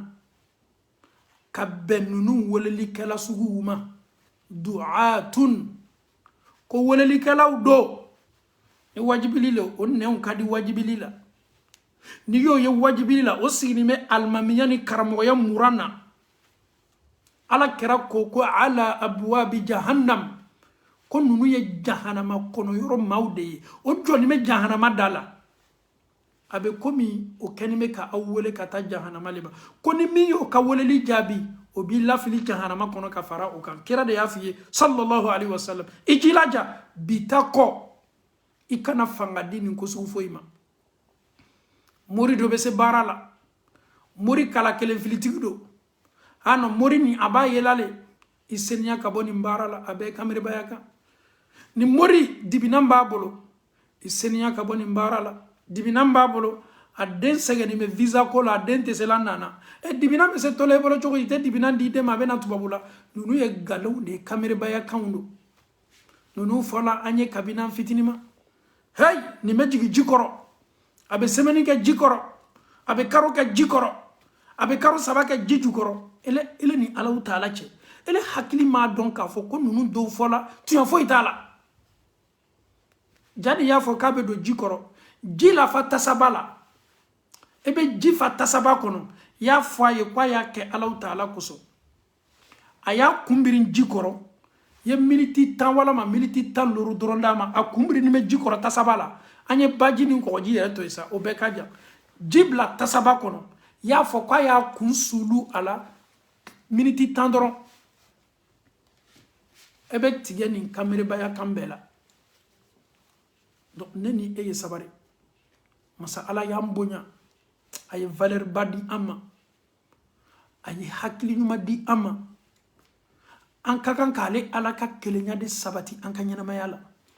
wattaqu yawman kaban fana ka kangari da an ye donna ka don ko fɔ an ye turja'una fihi ila Allah siginin kɛtɔ aw la don min ka taa alaw taala ma thumma tuwaffa kullu nafsin ma kasabat wa hum la yuzlamun i bɛ segi ka taa ala ma i kelen pe i ka moricɛ tɛna farali kan don i ka somacɛ tɛna farali kan don i ka turabucila tɛna farali kan don wallahi i kelen de bɛ segi ka taa ala ma min kabako ka bon n'a bɛɛ ye i dani b'i ka fanin bɛɛ dɔrɔn de la fanin t'i la kurusi t'i la i melekeni b'i ka kasangele la i yɛrɛ ye min ta k'a fɔ ko puissance b'a bolo o yɛrɛ fana bɛ sa komi e bɛ sa cogo min a tɛ se a yɛrɛ balila saya ma o lɔnni t'a bolo o daluya t'a bolo saya bɛ na k'a ta komi a bɛ e ta cogo min n ko saya ye danfɛnw ka sɔn hɛrɛma ta kira sallallahu alaihi wasallam saya ma ala kira to yen saya ma musa to yen saya ma ibrahima to yen saya ma yusufa to yen saya ma yakuba to yen saya ma alaw taala ka jɔnsenma ninnu si to yen ninnu maa nɔgɔninw kɔni tɛ o ninnu maa nɔgɔninw kelen-kelennan bɛɛ bɛ sa a jotigi juguman caman bɛ yen olu dilannen tun b'o ka jotigiya la o tun bɛ ala neni o yɛrɛ tun b'a fɔ ko n'olu sala k'o ye don jahanama o bɛ nin kamiribaya kan fɔ don min maaw tun lanin b'o la nin ye jotigiba de ye dɛ a bɛ kan ka ala neni a bɛ kan ka ala sabote sokɔnɔmɔgɔw fana kɛni bɛ ka fanga d'a ma ko bɛɛ bɛnba le y'i tɔɔrɔ wallahi bɛɛ bɛnba le y'i tɔɔrɔ note Umaru lu ye nunu jogo do ka watu la Umaru lu tolo tanale tuye ni kamere ba kansugu nyongona ye fo Madina ha ni ye jotigi ba le de ni ye soman ba de ni ye mori kalakelen fili de nunu be kala un ka watu la suno khulafaw ka watu la nunu ka watu la atekuila ite shuko ala yedi kamere ba ya kanfo e petit min tungulila yaudi ya petit min tungulila ni aja fa yere ma ko chideo kisa do ni te awla mo mar ko le ko ala keranga na tanta ni petit anya ni kumbo akana mais islamo muna an fanante hakili daele ne yere be nyasi tubabula mo travailler en Europe ici c'est très difficile. Tubabula bara souvent tu quittes au boulot pour venir tu es tellement cassé il fari be fa animika i yere ni nana sigi ka fauteuil la be sunogo damna ebe war soro la talika ebe war soro la gbele yale la i jilaja i kana diyan kan wardi eskuruma i jija i kana ni wardi kamere bawma i jija minu koko bini garjige seniya ka garjige badima elebe minni na i ka tubabu ka bara la o de i permettre ka terrain sa o de i permettre kanime ki ka sojo o de fana i permettre yi ka sojo ka luanze u blala ye jija minke karamogo ma di ma de mori konani ma di ma de soma ma di ma de i ka jija le ya di ma i sabari ma kana na tulon i hakili la ki bo i hakili kan ma kana na mana kan fu tolo koro surtout wati minani adamaden toroni me ahasiban nasu wati minani stressi bikan ahasiban nasu wati mina ikasebe ko gbelela ahasiban nasu wati mina ikabara ko gbelela ahasiban nasu an yutraku ala koko aw nyene ka fo ko ne bena aw tole tewa an yaqulu amanna ana mu'min yesisen oui folie trompetao ala va t'y prouver soit be sebe ko gbeleya bleka abi garjige gbeleya abi toroya do nyasima comme il ko ki mumini islamay ala bi ni maflesi c'est qu'est-ce que tu vas faire wa hum la yuftanun. Vous pensez que Dieu va vous laisser comme ça sans vous éprouver? Allah, il va t'éprouver. Ah, n'y aura les moumini yere do. A folie kano. Ah non, karamoche kamin fonete ningela. Mais wallahi, ni bla la situation de la. Dobena na kuma do fi tolokoro. He ne ka mogo do la ka baraka ide. Ala numero jamena wole kanka jordan ko foy. Abedam na tene. Ah, anyona tume karama saraka. Ne an tala ni ne fe. Ah, kobina e baraka karama sere tanyana. Donc e fana min nega ni chogole la kasoro ye sella de. Ye ala batola kanya. Mais yi yere ye difficulté la doro. Nous sina ka kulo i hakili la. Donc faites beaucoup gaffe. Quand tu es éprouvé, quand tu as des soucis, quand tu as des sérieux problèmes, ne consulte pas les charlatans. Ne te vois pas dans la maison d'un marabout. N'appelle pas l'aide d'un féticheur. S'il vous plaît. Allah vous regarde. Allah veut attester, confirmer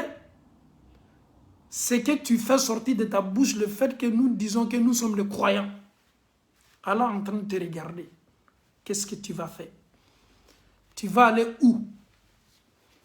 Tu vas mettre ça dans la main de qui? C'est en ce moment-là, Allah ka donsennement be se donna.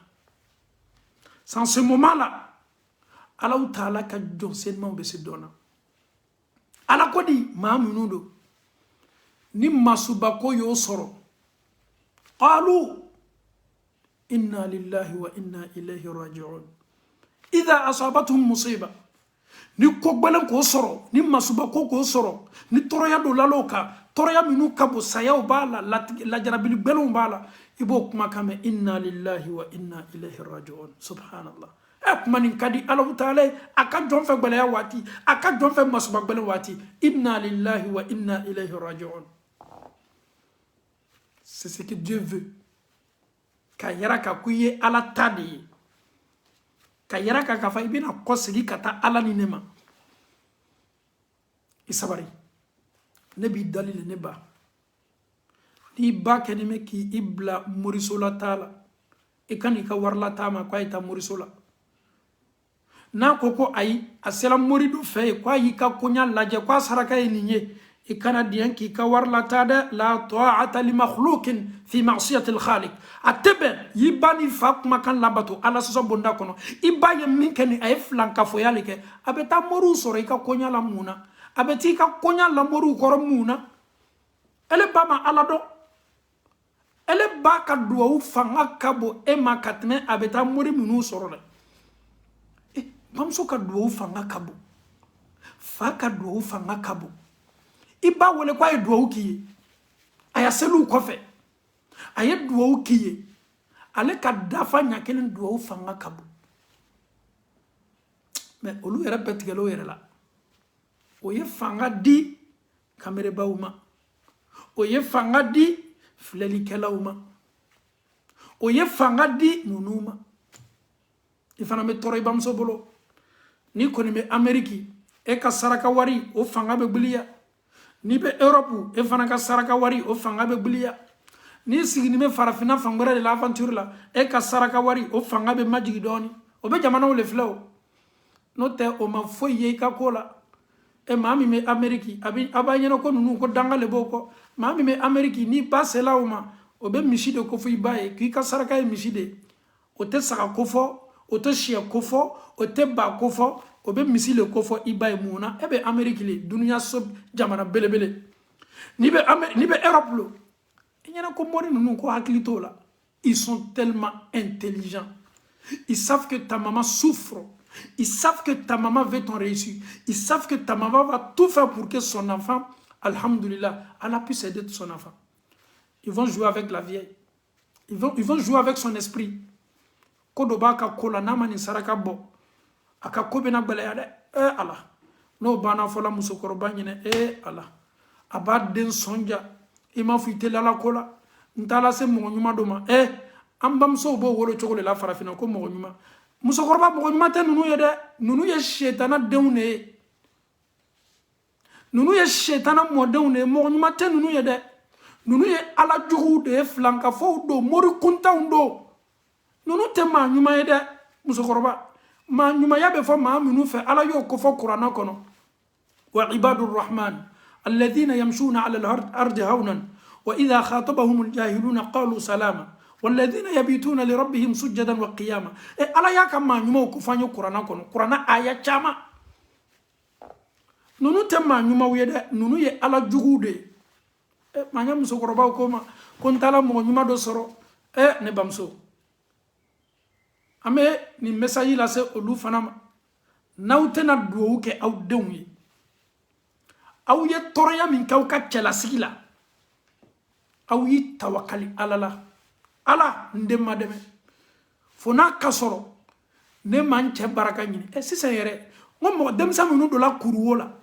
demsa munu kala ala la kabanki isizion ka barany malika demsa saba min do la kuruwola o ka kisa do ninte asabati me hadisa la o kelengele na ka barany maminke ko beyi hakilla ji ka barany mana ka ala mataranayi ele mi chela batu ambamso ele sigili ka chela sigila ide menyenin me den toroni me Allah ta'ala wole nasoro mi sabedu ka furuma ala koso nasoro ele manyani ka furu koso Allah ta'ala koso nasoro ele ma furu ninke ala de koso nasoro ele mi chela do ala le koso ebe so koso ko nyuma banu nu tola chogodi yesan joli ke be furu kono I chayi toro ayi ka shuti ga ima amma ko tuntila atunda du ka sokono ele chayi ibal ni bema me sabarla ala de koso itolika faba denyanko ele denya ni me ala wole yi ka baran man yiraka alala ala mile ala taala de wole ala iba donne ka furu temena chogomi ala nasoro ne manin kele ala taala de koso ala mi dali ndeme nyani ni toroya mina ala mi dali ndembo nyani ni toroya la ne ba o kabo idema kateme kati sigi mogo min ka kogo no ni men mɔgɔ min sigilen bɛ a ka so kɔnɔ i yɛrɛ dotɔ a ka so kɔnɔ f'i num na de e bɛ t'i den ka kɔɲɔ tɔ gbɛlɛya lajarabili min yɛrɛ b'i den kan i t'a dɔn k'a fɔ k'i den ka lajarabili bɛ juguya fo n'i taara don ninnu ka so kɔnɔ i sabari musokɔrɔbaw fana ye sabari o y'o denw tɔɔrɔ n ye segin n'a kan mɔgɔ mɔgɔ ba walama i fa k'a bɛ taa filɛlikɛla fɛ i ka kɔɲɔ la a wele y'a lali dɛ kuma n'i woloba ye dɛ kuma n'i wolofa ye dɛ hali n'a y'i jɛbɛ n'a y'i nɛni tun y'a fɔ an ɲɛna dɛ bonya bonda kɔnɔ karama bonda kɔnɔ wallahi tun y'a fɔ a ye bonya bonda kɔnɔ ka hali ya sɛn fana kana don a la n'a diyala ye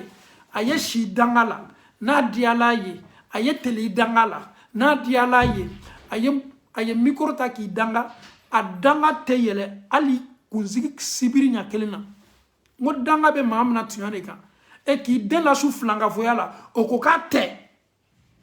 ala yɛrɛ ko ten ko i kana o kumakan labato ala sɔsɔ kan kuranɛ y'o confirmer an ye fala tuti'uhuma i kana diɲɛnya si ma fara i fa ni ba kan y'o ladi o cɛ janya ka bɔ filankafoya la alaw taala ka kelenya ko fo ye tawhidu yira i fa ni ba la kira ka taasira ɲuman yira ka o la sunna ko fɔ i fa ni ba ye an facɛw an mɔcɛw ka taasira kura o décourager ka bɔ a kan a yira ka o la k'a fɔ ko nin tɛ silamɛya ye kiyama don danbe ko tɛ yen jamu ko tɛ yen village ko tɛ yen baara ɲuman fo ni maa min nana alaw taala ma ni dusukun kisini ye ni dusukun senima ye ala ma ko b'o de la ne fa ni ne ba kiyama don alaw taala ko yawma yafirru almar'u min akhihi wa ummihi wa abihi wa sahibatihi wa banihi likulli imri'in minhum yawma idhin sha'nun yughni alaw taala ko lo min badenw bɛ bori ɲɔgɔn ye fa b'o ɲama muso b'o bamuso b'o ɲama i cɛ b'o ɲama i furumuso b'o ɲama i den b'o ɲama aw bɛ bori ɲɔgɔn ye ne fa ni ne ba ne tɛ tu aw kɔ jahanama kɔnɔ do la dɛ ne bɛ aw bilasira nin sira ɲuman kan ne yɛrɛ ka droit ni ka devoir le b'o ye ni n ye n fa ye sira jugu kan n ye n ba ye sira jugu kan n ye n den ye sira jugu kan kira ko sallallahu alaihi wasallam man ra'a minkum munkara falyughayyirhu biyadihi fa in lam yastati' fa bilisanihi fa in lam yastati' fa biqalbihi ni ye maa ye sira jugu kan e jija ye yɛlɛmani don a ka ko la n'i bolo ye n'i bolo dɛsɛla y'a kɛ ni i nɛn ye o ye lalili ye n'o dɛsɛla ye duwawu kɛ a ye dusukun na un point intérêt an bɛ waati min na bi an tɛ musalaka ko foyi la kɔ an bɛ tuɲa de fɔ ɲɔgɔn ye a bɛ laban tuɲa le ma a bɛ laban ala ko de ma a fana an bɛ t'o le bonda kɔnɔ an b'a ɲini silama bɛɛ fɛ maa maa tolo ye nin kawandili lamɛn sigi k'i yɛrɛ kun kɔntɛ bɔ sigi k'i yɛrɛ kun cɛ janya ka bɔ nin baara ma i fana y'i jija i kana nin baara sugu partager réseaux sociaux kan i fana y'i jija y'i ka kaburu ɲɛnamaya bɛ labɛn cogo min na y'o jɔyɔrɔ i fana y'i jija i lakolo min na lɔ ala ɲɛkɔrɔ don min fani t'i kana jala t'i la misɔrɔ t'i kunna i lakolo no samara t'i sen na adamadenw lakolo lɔ nin bɛ ala ɲɛkɔrɔ don min i jilaja i ye miiri nin don ma a bɛ laban saya le ma a labantɔ saya le ma ɲɛnamaya nin mɛnna ɲaɲa a bantɔ le segininkɛtɔ ka taa mansaba le sɔrɔ ye mansa min n'i y'a bato kelenya bonda kɔnɔ mansa min n'i m'a ka kelenya la ka fɔ fɛn foyi la mansa min y'a ka kelenya sabati i ka baara kelen kelenna bɛɛ la ko ni maa min tawhidu sabatila maa min na la ilaha illallah mɔgɔ min tola nin bonda kɔnɔ ko ni maa ma tawhidu misikala zarati sabatila i dusukun na ko wallahi toto jahanama kɔnɔ limaniya ka ala kelenya jahanama n'a tɔɔrɔya a kɛla ɲaɲa ele toni tun bɛ tawhidi tun b'i bolo ele bɛ bɔ jahanama kɔnɔ ka don arijinɛ kɔnɔ filankafo tɛ bɔ kafiri tɛ bɔ munafiku tɛ bɔ olu tɛ bɔ jahanama kɔnɔ ɲasi ma mɔgɔ minnu tɛ bɔ jahanama kɔnɔ kafiri ayi o tɛ bɔ mɔgɔ minnu tɛ bɔ jahanama kɔnɔ filankafo ala yɛrɛ ko k'olu tɛ bɔ mɔgɔ minnu tɛ bɔ jahanama kɔnɔ munafiku tɛ bɔ jahanama kɔnɔ donc an faw ni an baw ne vous laissez même pas distrait ninnu tɛ se foyi la o tɛ se foyi kɛla aw la ninnu bɛ taa kabinɛ la cogo min na cɔ danfɛn tɔw bɛ taa kabinɛ la ninnu bɛ taa ɲɛgɛn na cogo min na cɔ danfɛn tɔw bɛ taa ɲɛgɛn na extraterrestres tɛ adamadenw do komi bɛ cogo min na o ka accoutrement ka na i influencer o ɲalayeli ka na i influencer c'est vrai o bɛ se ka mɔgɔ masila parce que a dɔw bɛ yen olu b'o yɛrɛ masila ni fɛn cɛjugu de ye ninnu tɛ se foyi la nin bɛɛ bɛ kɛla le dɔrɔn pour te dissuader nin bebe kala le doro pour t'intimider nin bebe kala le doro ka client ɲini n'o tɛ nunu tɛ se foyi la filankafo tɛ se foyi la kolonfilila tɛ se foyi la bɛrɛlala tɛ se foyi la turabucila tɛ se foyi la nunu bɛ sa o tɛ se o yɛrɛ balila saya ma danfɛn min tɛ se a yɛrɛ balila saya ma o bɛ se mun kɛ la i kana na fanga di nunu ma i kana na nunu kokɔrɔ don i kana nunu ka baara yira k'a fɔ ko tiɲɛ don n'o tɛ maa min bɛ fara filankafo kan k'a ka publicité kɛ maa min bɛ fanga di filankafo ma e ni filankafo bɛɛ bɛ wuli yɔrɔ kelen Alahu Taala bara ni filankafo sala an bɛ taa su don an tɛ seli a kan an tɛ dugawu kɛ a ye ni maa min sala k'a to filankafoya la maa min sala k'a to turabuci la maa min sala k'a to kolonfili la maa min sala k'a to filɛlikɛla ji la maa min sala k'a to adamadenw ka sini kungoyaw labɛnna nunu ye filankafo fana baw de ye nunu su bɛ tali ka taa lafili ka taa o su don nunu tɛ an ka dugawu mérité munna silama bɛ dugawu kɛ a silama ɲɔgɔn de ye maa min ye ala kelenya a y'i mabɔ filankafoya la hali n'a sɔrɔ julumuntɔ don mɛ n'a sala k'a to ala kelenya bonda kɔnɔ k'a to a ka silamaya kan a droit bɛ anw bolo ka seli kɛ a kan ka dugawu kɛ a ye an bɛ segin fana ka kangari kelen na silama bɛɛ ye réseaux sociaux kan. اوكي اوكي السلام عليكم يا وقتنا زينب رجال اوكي إنه إله ما بفلوها اوكي إنه إله دوسما اوكي باي على ما نقول يلا لا ليلك مي أمبولو كادي سلاما بما وديه أنيا لامي كوسبني لا تنغالي لامني تاني بوا اوكي تاني بوا تيا بيجامانو oh non itilala ta pyjama do ok ta bota ta kana ta pyjama ta kana ok ni itilala be pyjama do la le do itilala ok boy si kana kuma ha ti si fauteuil kana kuma ok non ite bola vidéo là ok là ça va ok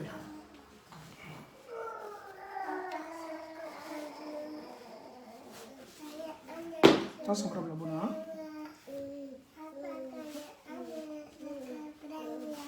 ok non ça m'a été table bon nous m'a mis là nous dit ok la lilikan keleme ka di islama bema il faut il ka tolo ne ko il faut tan blay ni be blay ok la lilikelema mbolo ka di islama bema si les réseaux sociaux ko do baby fanga bale bala eni mo sala ka to flanga foya ka ibe silama de ye bola ka duwa kai silama ubra dina ni jasi ni mo di ali nyanya ala le kanga dia ye katima adama denka ala ka min fo na mo ke na sala ka to bonna min kono an ka dina ni silama kitibe min labori aka ame barake odika mo min sala mushriku yaka mo min sala ka to chengelala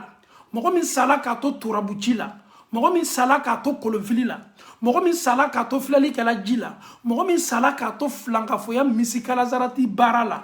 o tigi duwa u te kala o tigi yo ala taala do ko fo anw yo aw nyana ka fo ko anw ne ka daninke ala le ka daninke ala le fana ye nyamaria di aka joma ni min keli kaka vous pensez que alou kala vous êtes généreux comme kama ala il est plus généreux que vous hein? ala il est miséricordieux hina belebele mansale maka hina be labor mamunu ka yo fode ala ka hina be labor mamunu ka ala taala yo lufo donc aw kana na aw yereke vous êtes gentil les autres ne sont pas gentils ils méritent l'enfer aux autres c'est absolument faux l'enfer appartient à Allah le paradis appartient à Allah les bienfaiteurs les pieux seront au paradis minu be sakoto flanka foyala Tagayoro baratolo bedo jahanama le kono doa uteka oye ole alaka loi blani et tu veux pas c'est ton problème tu veux pas c'est ton problème et vous voulez vous passer par des gentils oui il n'est pas musulman oui il est un mouchrikou mais on doit faire doua pour lui mais qui t'a dit de faire doua pour un mouchrikou c'est quelle religion qui t'a enseigné ça c'est pas l'islam que le prophète nous a montré subhanallah loin de là le prophète sallallahu alayhi wa sallam il était mieux placé. Ses disciples, ils étaient mieux placés pour faire bénédiction pour ces gens de personnes. Pourquoi ils ne l'ont pas fait? Allah même, il a mis en garde le prophète sallallahu alayhi wa sallam. Nous masou nous hypocrite do sala. Nous masou nous Allah ira ko ki kana jo kan ka do ke ko. Ani Allah ka dina to anola. on est kalabi ma gentil nous. Nous on est gentils, les autres ne sont pas gentils. C'est la même là. Au lieu de faire le temps ardine, au sabari, mo sitate ardine, ala tali ardine. Ala yem min fo anye ayem min di ama me baraka olela. Ni koni ka duo ke flanka foyi. Ni ka duo ke mushriku ye. O kololo kiyamalo. Atoto sayalemo. Amena nyon soro ala taala fe la harakereka. Duo ke flanka foyi. Duo ke mushriku ye. Wallahi ibe itetige yere la na koni to la sayama. إني الله تعالى كتو أنينا بولا كلمة يكون مدي أم بما الله تعالى بولا لا مكلا اللهم أرنا الحق حقا وارزقنا اتباعه وأرنا الباطل باطلا وارزقنا اجتنابه اللهم كن لنا ولا تكن علينا اللهم انصر من نصر الدين واخذل من خذل الدين اللهم إنا عبيدك بنو إمائك نواصينا بيدك ماض فينا حكمك عدل فينا قضاؤك نسألك اللهم بكل اسم هو لك سميت به نفسك أو أنزلته في كتابك أو علمته أحدا من خلقك أو استأثرت به في علم الغيب عندك أن تجعل القرآن العظيم ربيع قلوبنا ونور صدورنا وجلاء أحزاننا وذهاب همومنا وغمومنا صل سبحان ربك رب العزة عما يصفون والسلام على المرسلين والحمد لله رب العالمين والسلام عليكم ورحمة الله وبركاته.